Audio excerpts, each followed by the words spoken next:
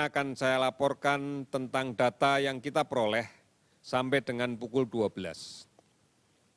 Laboratorium yang saat ini telah aktif melaksanakan pemeriksaan sebanyak 89 laboratorium.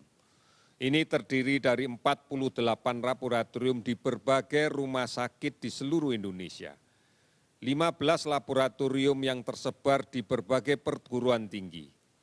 Kemudian 18 laboratorium di jejaring laboratorium Kementerian Kesehatan.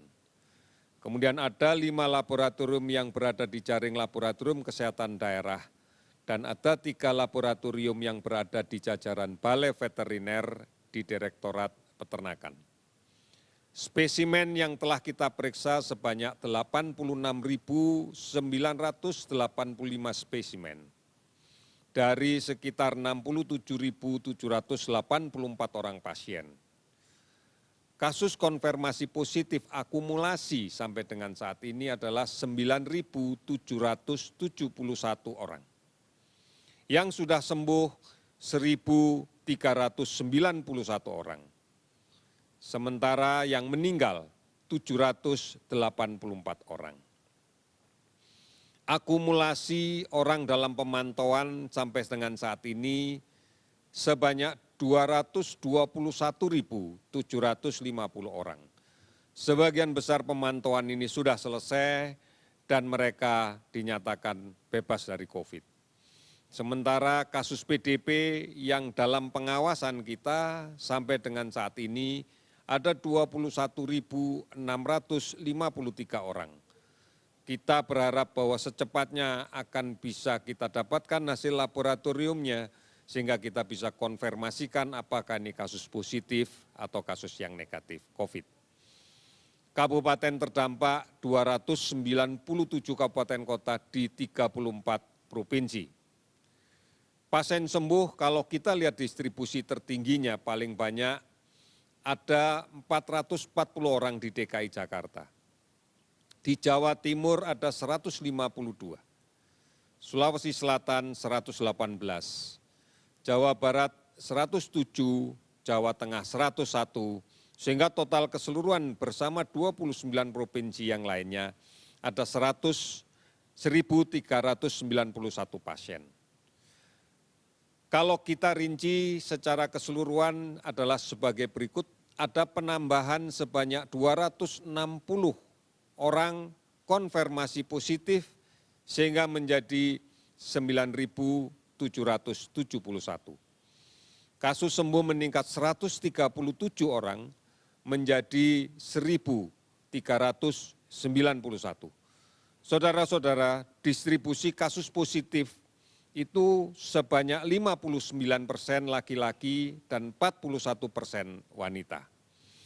Kasus meninggal bertambah 11 orang menjadi 784 orang.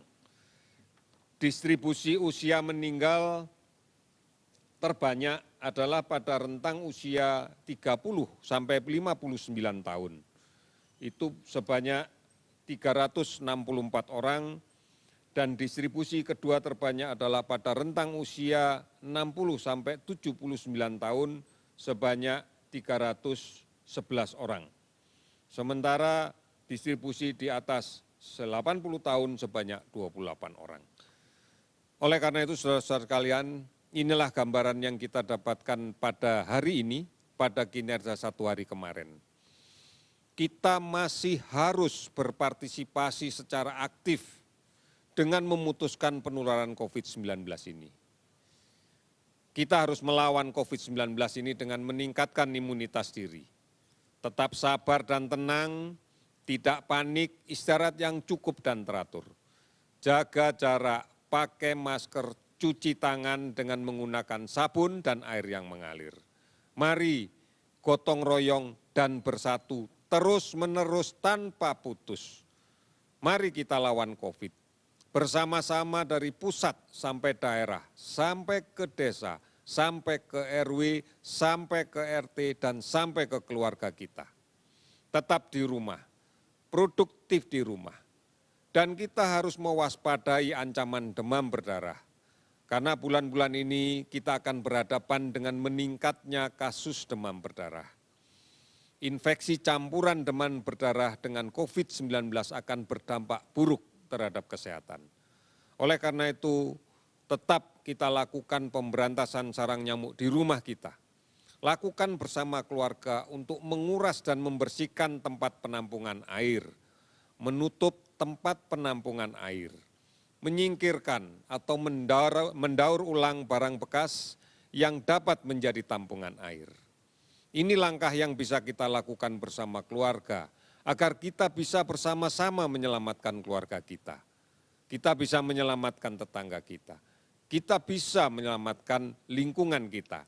Dan kita bisa menyelamatkan bangsa kita.